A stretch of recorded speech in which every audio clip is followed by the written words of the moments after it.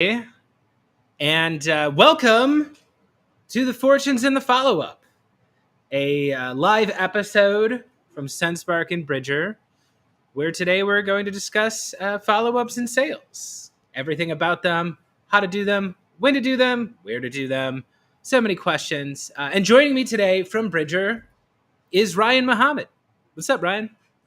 Doing good, brother. Doing good, man. I'm excited to be here. I'm excited to talk about follow up because this is something that I feel like a lot of people are plagued by it. They get a little bit scared. They make that. I feel like there's that 1% of people who get that first touch close. But this episode is not for you guys. So it's everybody who takes multiple touches. But how you doing this morning, brother?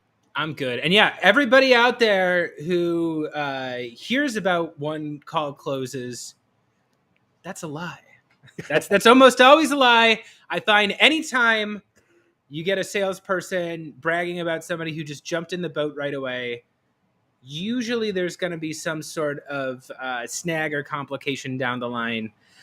The fortune really is in the follow-up, as we said here. I don't know. We can get into the data here too, but I've seen reputable data that says most deals need at least 17 touch points before they're going to get to a close. So we are focusing all about that today. But before we do, why don't we give a little context for us? Ryan, do you want to start off and introduce yourself and Bridger? Oh, 100%. Yeah, for context, I want to thank everybody for coming out today to take a part of this episode. So, my name is Ryan Mohamed. I am the VP of Sales and Marketing for agents out of Bridger Sales System. What it is that we've built a CRM system by logistics reps for logistics sales reps. And what we kind of do is that we've looked at other CRMs in the past and we've kind of realized, they're not made for us logistics reps. We were kind of left out in the corner, like we've got all these big CRMs and they kind of sell to one. But what we wanted to do was make it very exclusive and make it very palatable for everybody to kind of get there. So we've been in business, I want to say about 18 months now, but we did our soft launch about 3 months ago and we're excited for the journey, so we're excited to talk shop and talk follow up today. Awesome. Thanks for joining me. And if anybody doesn't know, my name is Chris Bogue. I am a video coach. I coach people to make mercifully short video content that drives revenue. I am the creator of the Complete Guide to Selling on Video, a digital course that will teach you everything you need to know to create a video-based sales process. And I'm also an advisor for SenseSpark. So SenseSpark is the premier program for companies to scale video. If you want to try SenseSpark for free, go ahead, scan the QR code you see on your screen. It's an easy way to help your team create short, effective templates that they can use to get in front of their hardest to reach buyers. And it's great for follow-ups. So I guess that's what we're going to be getting into today. And before we do that, we want to hear from you. So everybody, we see a lot of great interactions starting up in the content. We've got Lisa here saying the fortune is in the follow-up. She knows what's up. We got Dan here. We got Brandon. If you are here listening to us today, go ahead and leave us a comment. Right? Yeah, you have to.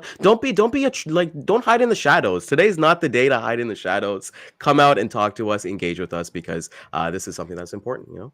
Yeah. We don't know if you're here if you don't leave a comment. So go ahead. You can drop where you're watching us from. If you want to give us hints about effective follow-ups that work in your sales process, we would love to hear them. And if you have questions, go ahead, drop them in the comment section. Ryan and I are going to try to answer every single question that comes through before the end of the episode, because we found out while follow-ups are the most important part of the sales process, people just aren't doing them enough. A lot of it is scattershot. A lot of deals fall off due to lack of follow-ups. So we are going deep into follow-up strategy today. We're going to be sharing what works for us. And if you have great tips about what works for you or works for your team, or if you have dilemmas, if you're getting stuck on follow-ups, now is the time for you to ask your questions. And with that, Ryan, why don't we go ahead and get started? Yeah, let's get started. So even before we get into follow-ups, I want to get into a little bit about what that pressure kind of looks like, because you and I had this discussion about this. And, a lot of people, when they hear of salespeople, they're afraid. They're just not happy with them. There's a negative connotation about them. For me personally, I think of like, that dirty, slimy kind of salesman selling used cars, at the lot as you kind of pull in and things like that from that aspect. So for me, the reason why we follow up, like we said, the first time closes, they just don't happen. They're false. So we do have to follow up and make our name out there. But Chris, one of the things that I always kind of engage is that I'm trying to build a relationship with somebody.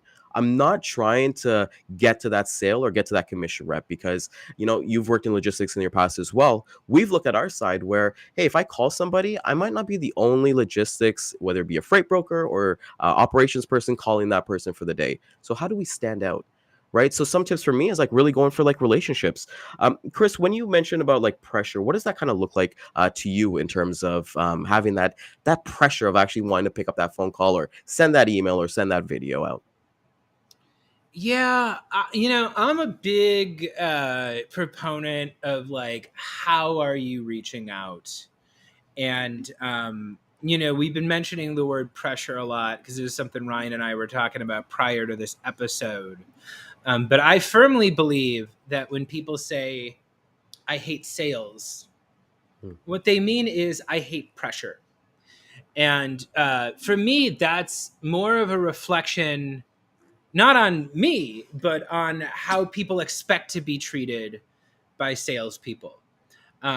They expect salespeople to be indirect.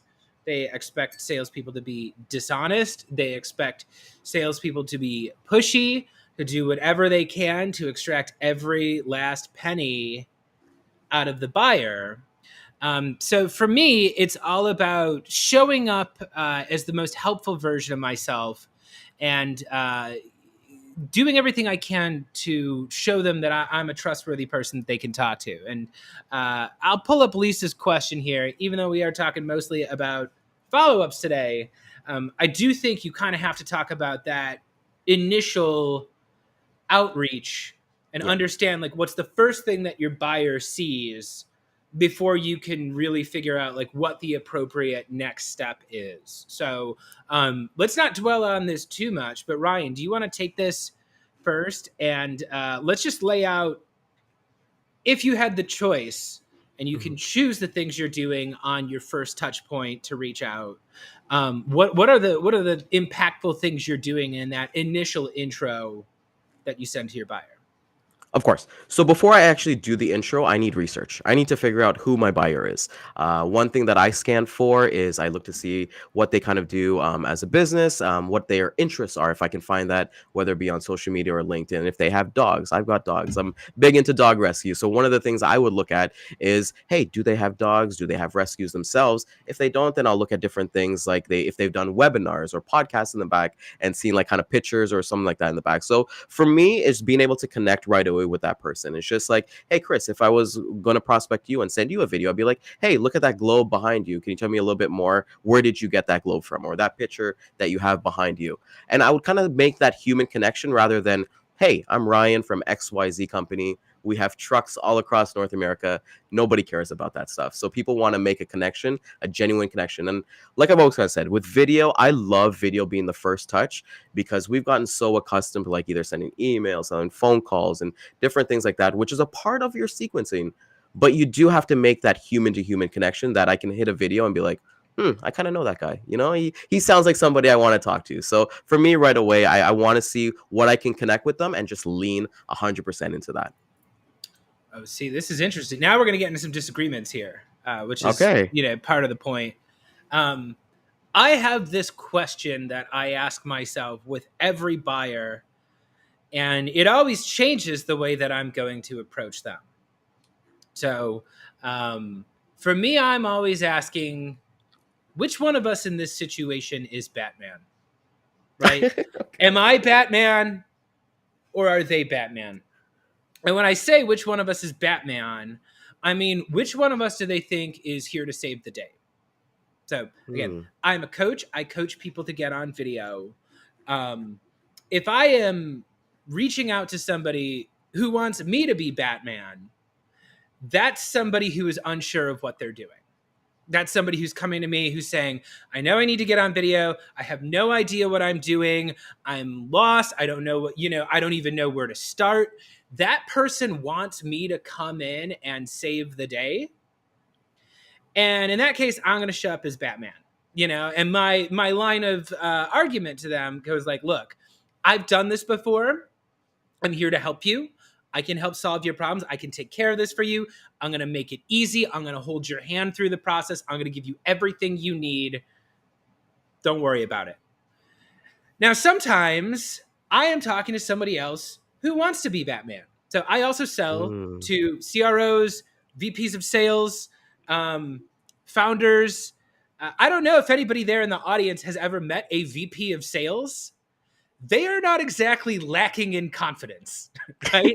They tend to be hyper confident people, and they want to save the day, right? They're the ones who are the hero of the story. They think they know everything, in which case my pitch changes a little bit, right? If I know the buyer wants to be Batman, I'm asking myself, okay, am I Robin or am I Alfred? If I'm Robin, that means I'm going to join up with them to save the day, right? That conversation looks like, hey, you're supposed to be saving Gotham here. Why are you fighting low-level street thugs? You should be out there fighting the villain. You should be out there saving the day. Let me help you take care of these low-level tasks that aren't worth your time, right? And if I'm selling to a Batman who wants me to be Alfred, what they want is a little bit of professional distance. They want me to come in there and just tell them, hey, this is what's available for your tool belt. This is the newest and best and most state-of-the-line equipment you can have. Here's the reasons why you should equip this, and it's going to make your job easier. And in logistics, that looks like somebody, to me, who wants to skip the chit-chat. They're not looking for me to necessarily get invested in their backstory and connect with them on this person level. They want to know, hey, do you have a truck going from Tallahassee to Oregon or whatever? In which case, yeah, that's a much shorter and to the point video where I'm saying, hey, I know you have routes going this way. Here's what we have available. Here's the button you can click if this is something you need. But for me, it's always a question of what does the other person need? How do they want to be communicated with? And in the case of a follow-up, or in the case of a first outreach that failed last time, I'm going to go into Gong. I'm going to go into the outreach program. I'm going to use whatever CRM my organization has been using to log call activity. And I'm going to say, okay, what did they say no to last time? How can I not show up as that? And if the problem last time was a sales rep came by and they were making too much chit chat and too much small talk, I'm going to get straight to the point. And the flip of that is if they had a rep who came in too strong, went straight to the point and immediately got the brush off, I'm going to go in with a little bit lighter of a touch. I'm going to go in a little bit softer. I'm going to go in a little bit more personal. But for me, it's always a question of how does this person view themselves? How do they view the role that they play in their organization? What do they view the problem as? And I'm always showing up as a solution to that. It's a long-winded answer, but I love that though. I love I think I got to take that myself into my own kind of thing. Hey, maybe not Batman. Maybe I want to be like Superman. Maybe I'll switch it up. Switch it up from the characters. But I thought that was a great analogy that you made because who needs to save the day? I think with logistics too, what I kind of look at, and I love that you brought up that point that you get straight to the point from there. I think for us, we look at a longer cycle as well. We were relationship based, right? So I do get invested with them just because I know that a customer today that I close today, they're going to be with me for as long as I'm in this industry. So it's I'm going to get to know that point anyways. We don't really have transactional sales. And that's what we kind of look at with Bridger to kind of get rid of the transactional stuff with hey, I need a truck from, like you said, Tallahassee to Florida. But then maybe that's just one truck and you don't hear from them again in 2 months. Right. So I feel that relationship part of it that we kind of ease in with when we use Bridger is kind of important for us to understand that we're going to be able to connect with them because we're going to do it anyways. Right. So I feel that's I like your points, what you made there, Chris. Yeah, thank you. Well, I guess this is another thing we can talk about here. So I see Dan said, qualify. ICP within the first 3 seconds. For me, how I think about follow-ups is like I kind of have to train the buyer for what to expect, you know? And again, I don't think of it as being transactional necessarily, as it is like, what kind of expectation am I setting for the future? And I find one of the things that sales reps struggle with, and customer success struggles with this too, is oftentimes we are doing the outreach that's convenient for us, Hmm. and we're not really considering what the customer needs, right? And an example of this, if we have any customer success people in the audience here, anybody who manages a customer success team, is the check-in, right? Customer check-in. If you sell a SaaS product, if you sell some sort of subscription to a program, you're probably handing that buyer off to a customer success team after the sale. And the customer success team is there to react when things go wrong.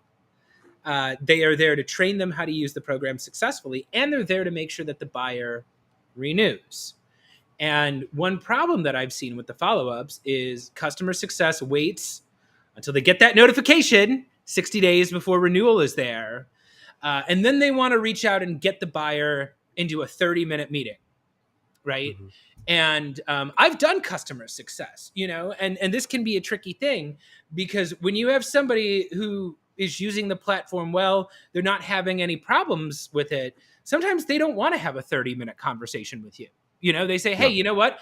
Everything's great. We understand how to use the features. We're really busy right now. I don't have time to commit to this meeting. Then they don't renew. They don't answer your calls. We're sitting here, in the dark wondering what happened. So one of my strategies that I have is I train my users to expect 5-minute phone calls from me. And Hmm. this is something I do. I call it the 5-minute no ask. But instead of making them commit to a half hour, which, let's be honest, sometimes that half hour turns into 45 minutes or an hour, it goes over the time. What I do is I will call current users and I will set a goal for myself to get off the phone before 5 minutes is done. Do I just call, hey, Ryan, wanted to let you know about something new SenseSpark is doing. Promise I'll only take a minute. What's going on? You know, um, I give them an update about what my company is doing. I get curious about them. I learn how they're doing. And then I let them go back to their job before 5 minutes is done. Hmm. And I have found that what this does is, one, keeps an open door, right? It's nice and efficient. I can reach out there. I can be having these little soft touch points where I'm not twisting their arm to get them for another 12 months or twisting their arm to get them to upgrade to a higher package or add more seats or whatever. And the buyer learns, oh, I can talk to this Chris Bogue guy.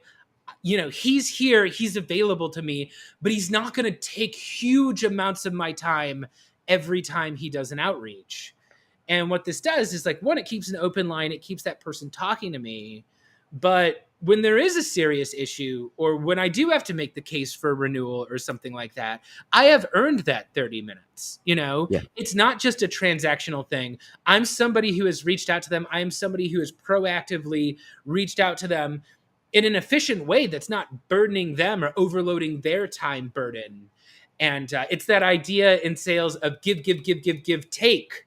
You Yes. want to be giving more than you're taking. And I find with sales, with customer success, with follow-ups, we fall into the trap of we ignore our users until we absolutely need them. And oftentimes by then, once a problem pops up, it's too late. So yeah, those are my complicated I feelings. love that. No, well, your complicated feelings are expressed by, like, I feel the exact same way that you're talking about. That, you have those 5 minutes, and then you've earned that trust. And you said that, like, that give, take. The way that I kind of see follow-ups is deposits, right? You got a bank account. I'm just making deposits, making deposits, making deposits. One day, I'm gonna ask for a withdrawal, right? So I'm just gonna be giving, giving, giving. I think one of the things that's really inspired me and kind of changed a little bit of my mindset, Chris, was Alex Ramosi did, like, a huge webinar a couple weeks ago or a couple months ago for his new book launch, $100 million leads. And what he did was he just gave throughout that entire thing, through everything like that, and he didn't ask for anything, but he knew what his mindset was. So I think even when I'm talking to prospects, I'm talking even to my current customers, I let them I let them have that out as well, that, like, hey, we're not going to have this long-winded thing.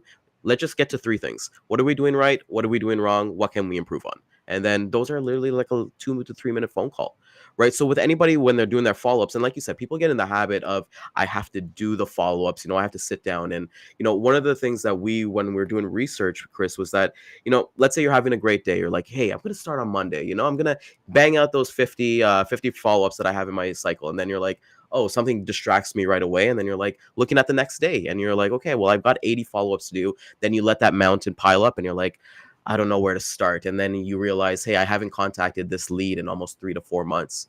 Right. So where does that happen? Where is that gap happening? So I think it's just really important that we kind of look at follow-ups as something that we get to do, not something that we have to do.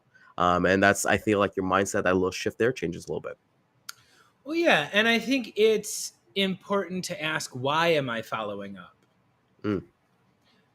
And if that answer is totally self-serving, as in like, I just want to get them for a renewal or I want to sell them or whatever, those are not going to be as effective. So my thing is like, okay, if I'm following up with you, I don't care if you're a lead or if you're a current user. One, I should have some sort of outcome that I want to get from it, but I should be telling the other person something new. I'm usually reaching out, and I write a note on my desk. I literally write to myself, I am doing you a favor. Because I have to remind myself that that's the whole point of this job. So first I have to be clear to myself, like, if this person does pick up the phone, what do I have to tell them that's going to help them? It's got to be something, right? And again, that might be a new feature. That might be a new update. Maybe a few months ago, they were proposing some sort of feature to me, and SenseSpark just rolled it out a week ago. That's a great reason for me to reach out and say, hey, Ryan, I wanted to give you an update on that thing we were talking about a couple months ago. We just built that out in the system. Do you got a sec? That's the perfect opportunity for me to let you know, hey, we've heard you. We've implemented this thing you were looking at. And how are you doing? How's it going over there? And again, that's something that's easy for the other person to respond to. I've given them good news. I've listened to them. I'm giving them a sympathetic and an open ear that they can respond to. And again, if it only takes 5 minutes, that's great. I've kept that door open. I've kept that relationship nurtured. I try to take my current users just as seriously as a big prospect or a big lead, and when you start looking one by one, like, what do they want to get out of it? What does a win look like to them? What are the biggest problems they're facing on a daily basis? If everything is filtered through that prism, then you really can't go wrong. Is when you stop asking, what do I want the other person to get out of this, that I find you really get in trouble with these after sale touch points. Another point that I just agree with you there is just, I love when you're coming from a mindset of, because that's the belief that we have at Bridger Sales System, as well as that's serving, being able to, have those conversations with people and let them know about the new features, let them know about what we're working on, instead of like just being, I feel like a lot of sales reps can get stuck in that mode of like, hey, if there's no noise, like they're not reaching out to me, then everything is good. And then you realize that, hey, you've lost your customer, or maybe they start pursuing and start looking other ways as well. So I think when you're talking about us being able to have these conversations with customers and actually follow up, in terms of, it doesn't happen just when you get the sale, like you said, you follow up with your current customers. You want to see how they're doing, let them know about the new feature. So you're at top of mind. Right. And that's where the big V word that everybody talks about, I want to say, all over social media, is that word value. Right. That's where the true value comes in. So that, one thing for everybody who's watching as a logistics rep here, your customer, the best thing that your customer can say to another broker or another sales professional is that, I'm working with somebody. So understanding why they work with that person, or why they want to work with you and be a student of the game. So I think even when we're looking at our topic today, being fortunes in the follow up itself, is like, you're unraveling, you're making, like we said, you're making those deposits, making those deposits, making those deposits, so that you can stand out from somebody else. And then you start building that, and then maybe we'll talk a little bit about referrals, because I think referral is your best follow up that you can have. You have your customer selling for you, and then I know that you recently like had like your books and your programs and stuff like that, and I've seen in the comments where like your current students and stuff like that, they're the ones advertising for you, right? So that is such a key element that I think is so important, Chris. Yeah, well, thank you. And let's take a look at Lisa here. So Lisa says yes, and the positive energy created when you have the mindset to go do it shows the person on the other end. And I really want to focus on this idea of positive energy. And this goes back to what I was saying about training the other person about what to expect when they open that email or they pick up that call from you. And positive energy is what I am all about. The last thing you want to happen when you call your prospect is for them to see your number and be like, oh no, oh Yeah. no, I got to deal with this guy again. And I don't think most sellers realize that when you're calling the same person over and over again and they're not picking up, that doesn't mean that they didn't see your call. Usually it means they are hiding from you. They're like, oh no, if I talk to this person, that's going to be terrible. That's going to ruin my day. I've got priorities that need to be completed this morning. This person's going to disrespect my time. Person's going to talk to me for too long. This person's going to try to get me to sign up for all these things that I don't want. So much of what I'm doing in my follow-ups is I am creating a positive association for the communications that come from me and my business or SendSpark. When they see me pop up in a video or in a phone call or in their newsfeed, I want them to be like, oh, cool, I like this guy. That's what I want. I want them to get to the point where they can pick up the phone to me and say, hey, you know what? Let's talk about this, but now is not a good time. I cannot afford to do Yeah. this now. And I want them to have the trust in me to be able to tell that. If they can't tell me that, if they've got to put down the phone or they've got to not respond to my emails or leave me on unread, that means that I've created a negative association with my name, with my company. And that means I've got some work to do before I can restore that trust and become somebody that the buyer is actually willing to talk to again. Yeah. And like you said, it's having that positive that personality that you have. And we look at you like your image, your credibility and brand, right? Because I think your reputation means everything. And we look at customers, and even on the flip side of that, Chris, when a customer is calling us, are we saying, oh shit, when we're like, something's wrong from that aspect, and it's not as bad, maybe they just got a general question. So I feel like it goes both ways as well. It's that relationship building and understanding that you want to be that person that, hey, I got a positive thing, like I want to work with Ryan. Like I've spoken to so many people in the logistics industry, like some of their customers, like they play Xbox with, they play PlayStation with, they've become so a part of, like, let's say, like their inner circle. And not to say that you need to be like buddy with your customers, but there needs to be a situation where you have that positive energy that's just moving, because I truly believe that energy cannot die, it only gets transferred. So why be negative? Why complain? Like, control what you can control as well, because as logistics rep, for everybody's watching out there, we don't control the trucks. We don't control when somebody loads the truck physically or anything like that. But what we can control is all the things that we kind of give out into the universe, and educating our customers and getting them prepared for these things, letting them know about new features, letting them know that, hey, we're here for you and we're going to be a resource for you. We're not just going to go like ride with you when the times are high and then leave you when the times are low. Yeah, that's a great point. I see this is a joke here, but I'm just going to bring it up. So Dan says, I think that's how Ryan feels when I call him. We don't have to comment on that. Yeah, we'll leave that one alone. But one reason why I'm a big fan of video, one of the reasons why I'm an advisor for SendSpark, is because video gives you control over your last impression. And I'm here to say, as somebody who's been doing sales for a long time, you are going to screw up. Like there's just no way around it. There are going to be times where you make mistakes. There's going to be times where you come on too strong. There's going to be times where you go for the ask and it fails. There's going to be times where you overpromise and you make people upset because you didn't set expectations correctly. My advice to anybody who is out there doing sales is that video is your chance to create a new last impression. You Hmm. can always control what is the last thing you sent to them, and then what is the next thing you're going to send them. And for me, if I because again, we got to be honest here. I've had times where I come on too strong, I'm too confident, I assume I'm going to get the sale, I overlook something foundational to the person, and now I'm in a really tight spot because they've said no, the deal fails, and now every time they look at my email, they say, "Oh, there's that guy that tried too hard," or "There's that guy who was a little Yeah. pushy or a little anxious."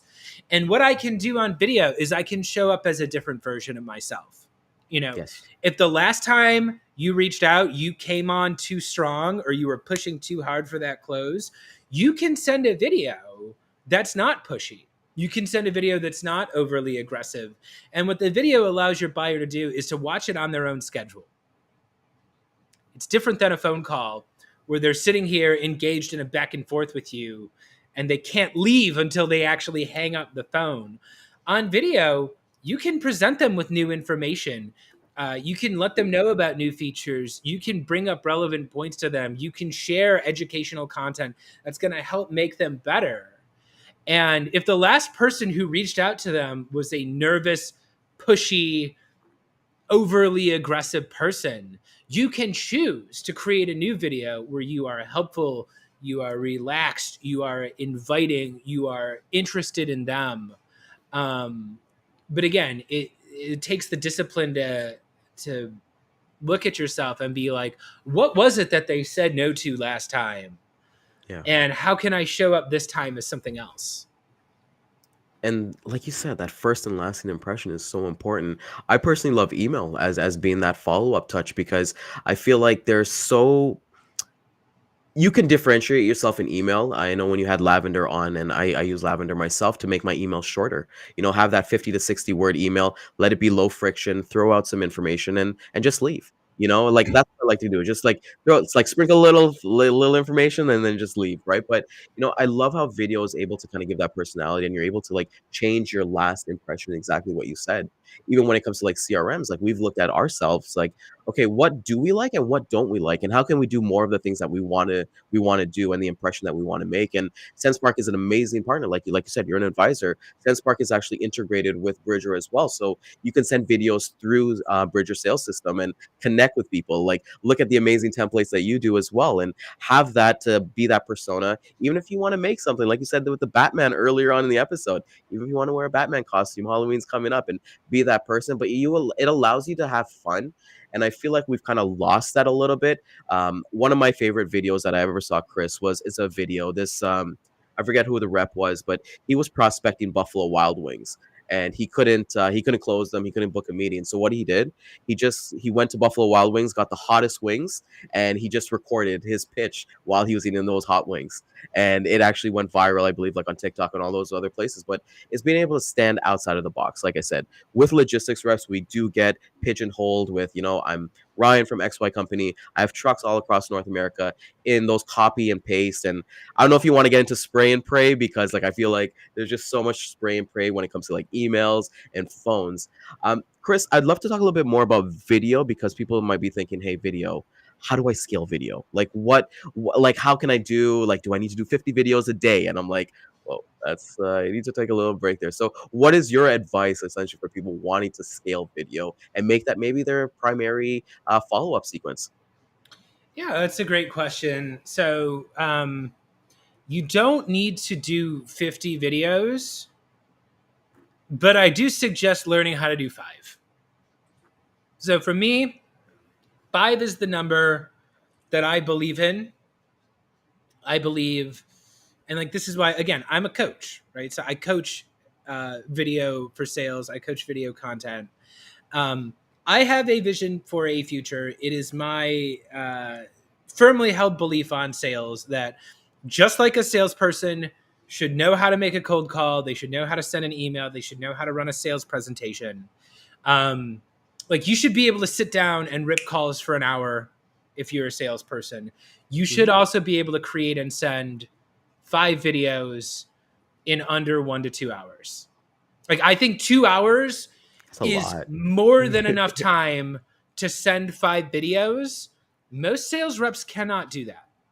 Most sales reps are lucky if they send 5 customized videos in a month. Hmm. And my philosophy as a teacher is, if you can sit down and record and send 5 videos in an hour, that means you can do 25 videos a week. That means you can do 100 videos a month by just doing 5 a day, right? Again, I have surveyed this. I have surveyed hundreds and hundreds of sales professionals.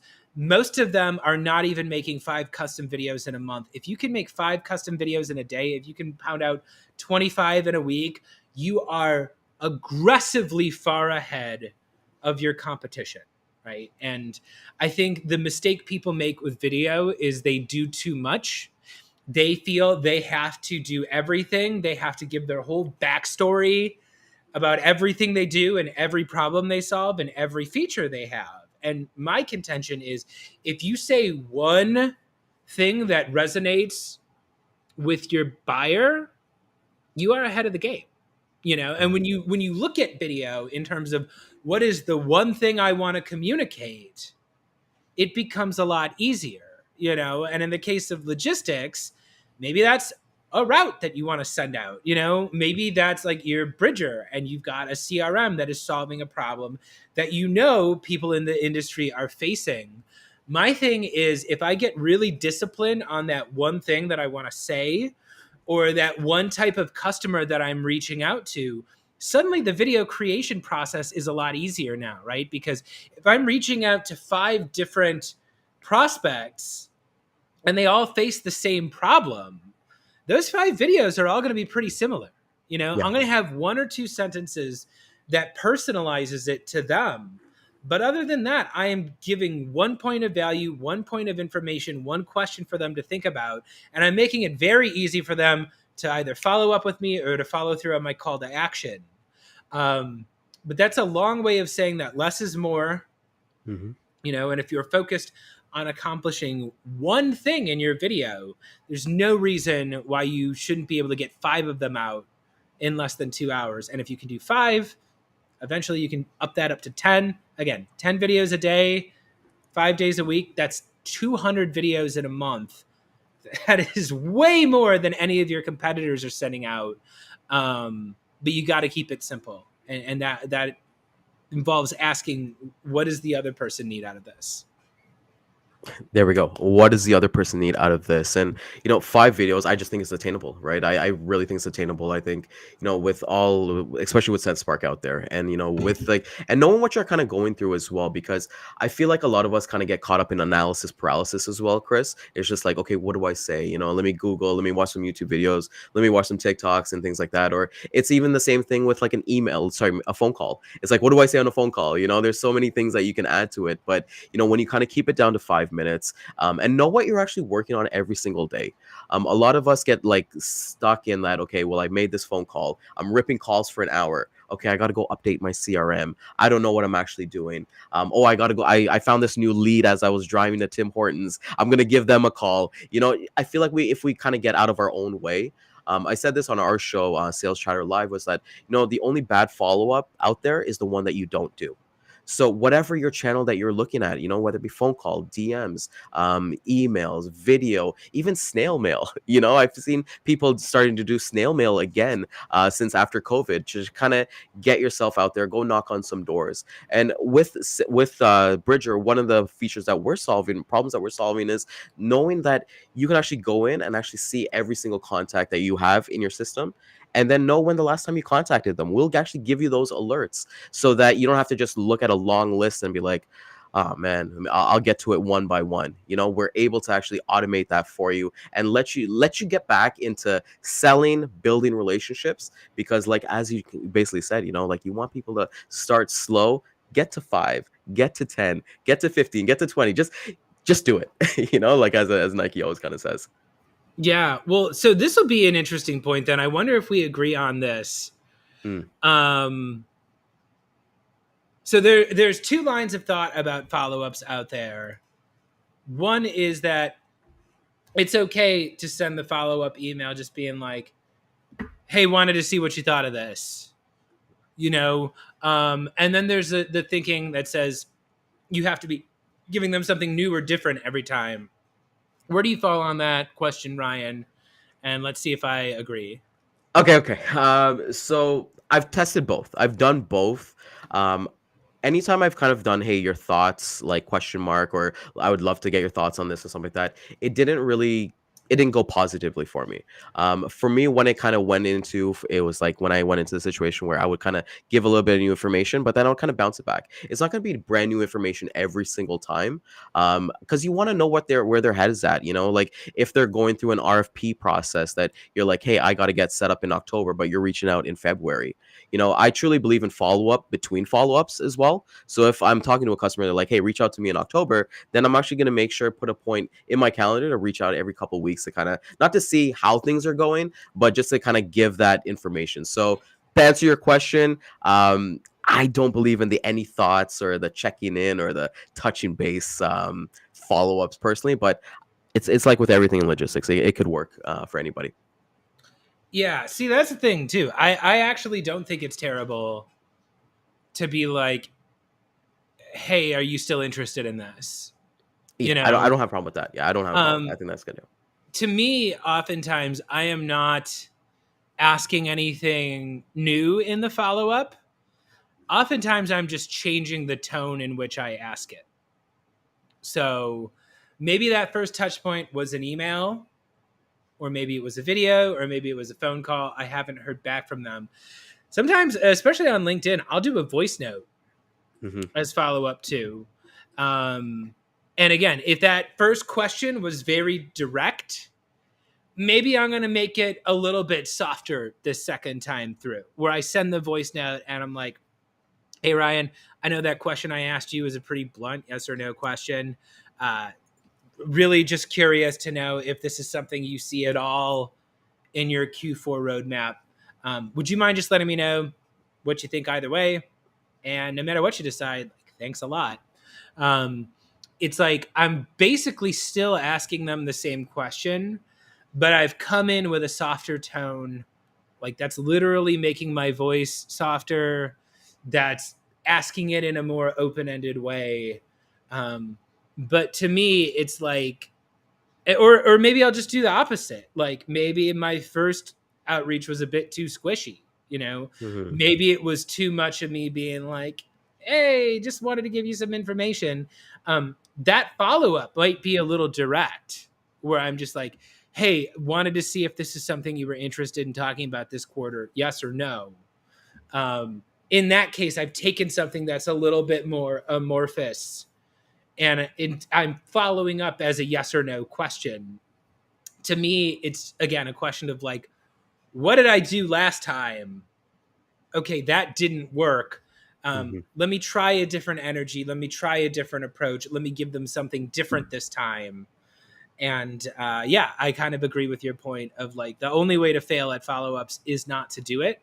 Hmm. I literally have had people who message back to me and were like, "Hey, just wanted to make sure you saw this." And I was like, "Oh yeah, you know what? I actually did intend to follow up with you on this, and I just totally didn't." Sure, yeah, send me the calendar invite. Um, you really do got to follow up, and like when in doubt, one simple sentence is not always the worst thing on earth. No, it really isn't. And what we always kind of talk about here is like we said, the worst one is that the one that you don't do. It doesn't matter. Like there's going to be people who resonate, they connect with different people and those personas as well. So there's no like the strategies that we're giving here on this webinar is not like concrete, you know, like do it your way, do whatever's comfortable for you, but don't get into a situation where it's like really easy, you know, like keep on like honing in your craft, learning about video, because I don't know about you, Chris, but like I learned more about video like during the pandemic.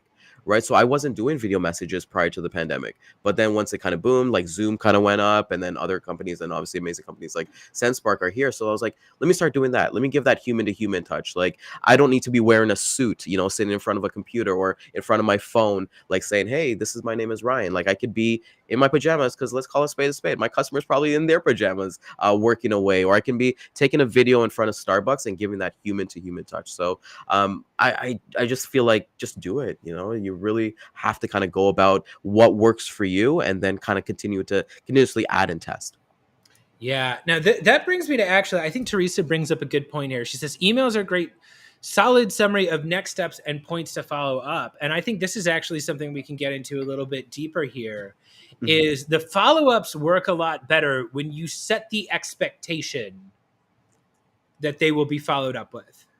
And oftentimes this happens with me where it's like, let's say I get next steps from a person who is a champion, but they are not the ultimate decision maker in the deal, right? And anybody who sells to a B2B company, this is the case, right? Buying is a group activity. It's not one person doing it. You've got a number of stakeholders who all often have competing priorities.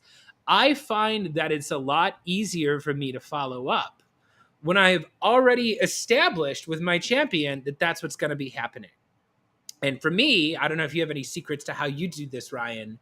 For me, getting insight as to the relationships they have with the other decision makers, specifically when they're going to be meeting with those other decision makers and what they're going to be meeting about, gives me a lot of context. So, an example, I am talking to a company. They are potentially thinking about bringing me in to create some video content with them.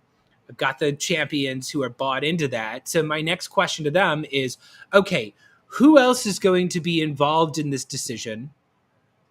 And what do you think they're going to say? You know, I ask that question when we're on a meeting together. They'll let me know, hey, yeah, you know what? This ultimately is going to go through Dan. Dan's the one who controls the budget strings. Dan is the one who's ultimately going to need to sign off on this. My next question is, okay, how do you think Dan's going to react? Is there any reason why you think Dan would not want to do this? And that's a very important question that I ask that oftentimes sellers are afraid to ask because they're afraid of the answer. But my question is, okay, you know, if Dan's the guy who ultimately the deal is riding on, I got to know where he stands, whether or not that's good for me. Yeah. And they're usually going to tell me, hey, you know what? Dan is the next decision maker you're going to want to talk to. Honestly, he's got this other initiative that might be going on right now, and that's a reason why he might not want to do it. My next question after that is going to be, okay, when's the next time you're speaking with Dan? Do you have a recurring meeting? Do you do one-on-ones with Dan? Is there a time you regularly get to talk to Dan every week? And I'll gain some information about that. Maybe they've got a meeting with Dan every Thursday. That's great for me. Okay, I know you're going to be meeting with Dan tomorrow. Why don't I make a video that you can share with Dan summarizing the key points that we talked about here? Can you send that to him?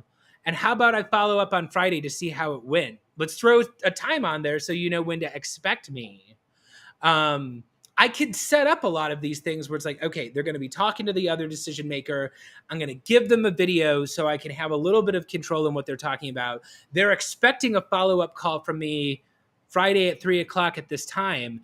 If they don't pick up the phone, now I have at least a little bit more questions to ask. I can schedule another follow-up for Monday. Maybe that's going to be another video. Maybe that's going to be a voice note. That's going to be an email.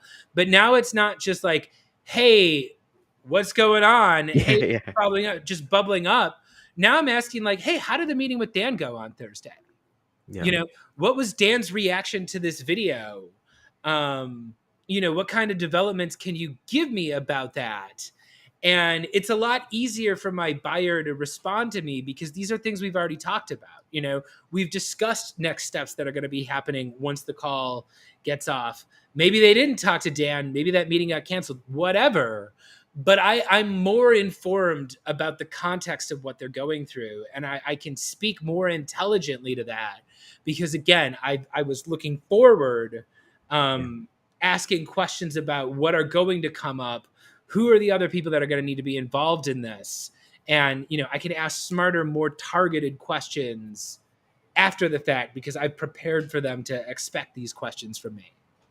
And it's very specific, right? You're asking those very specific questions that, let's call it space spade, they might not have been asked from other, like, let's say your competitors or anybody else, right? So I could talk onto this for like on the two sides. So for logistics, for most of the times, everyone thinks like it's usually like the logistics manager or the supply chain manager or anybody else who makes that decision.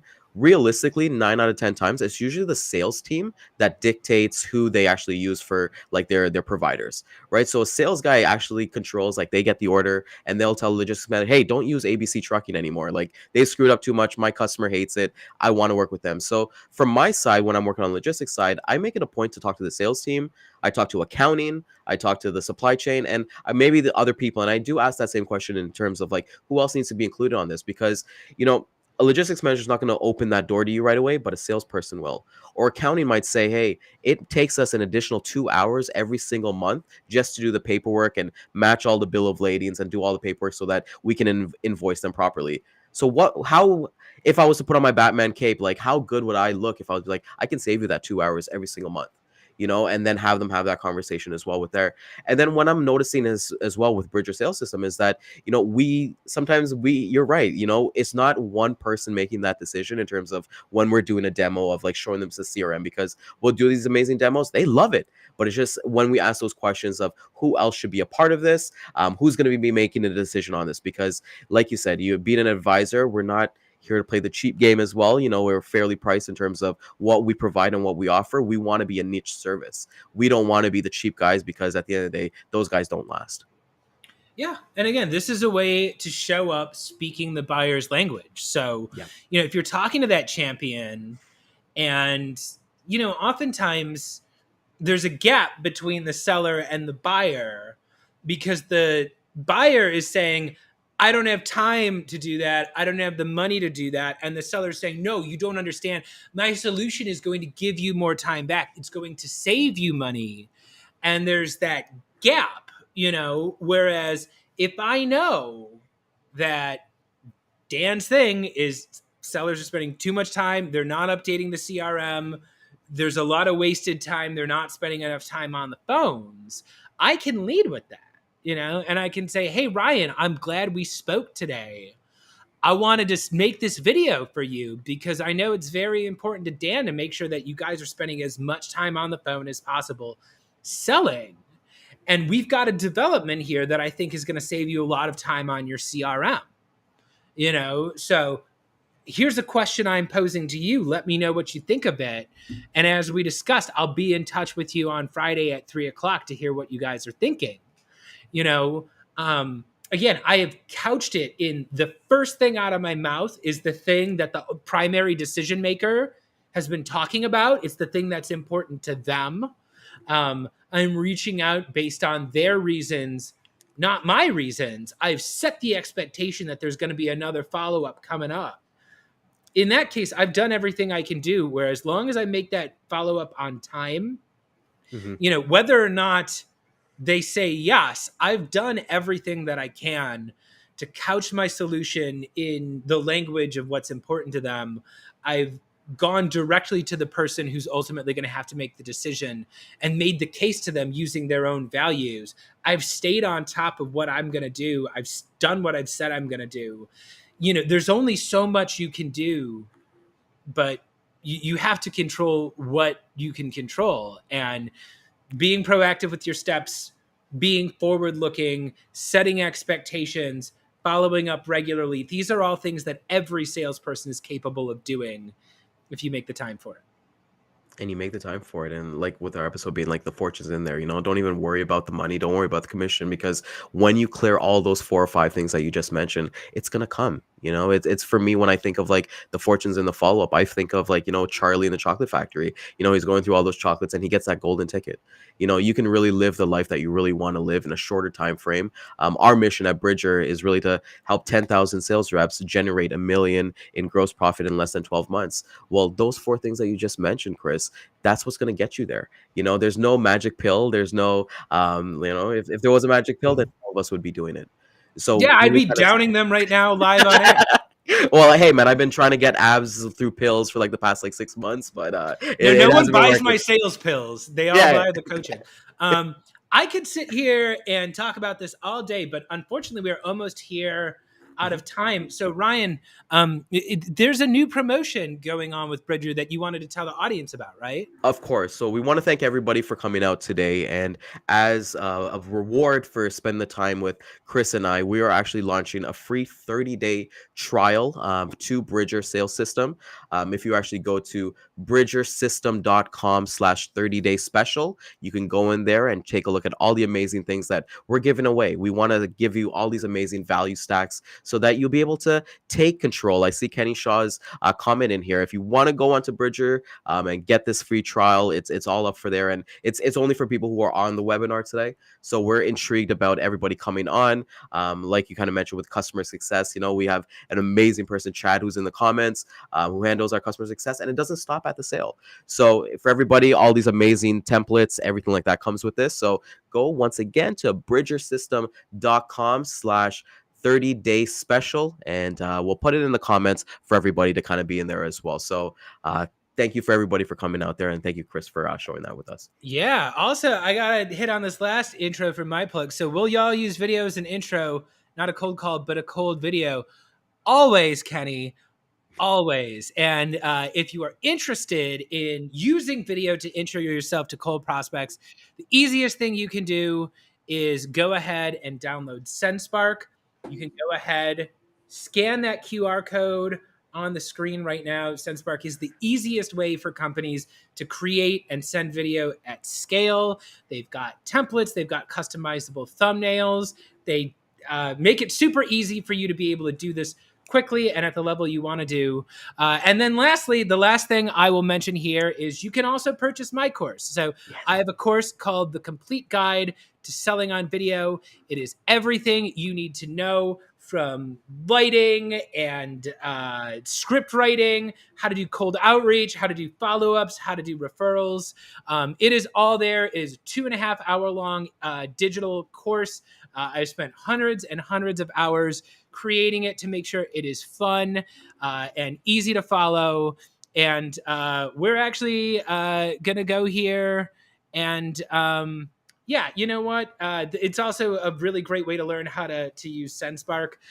So we'll just play that here as the last clip of the day. And then this will be me and Ryan signing out. So Ryan, thanks a lot for everything. Take care, guys. Have a wonderful day. And here's the ridiculous clip. Hello? Is this Mr. Sherber? It sure is. What can I help you with, brother? Hello. You were not expecting this call. Do you have 17 seconds to Hang learn on a about second. Mercifully Short? Is this a cold call? I don't know. You. Never call this number again. Oh no! Another unsuccessful cold call. You probably don't have time to fuck off. I got a quota to hit. Are you spending hours every week cold calling and cold emailing but not seeing results? There's gotta be a better way. Introducing the complete guide to selling on video.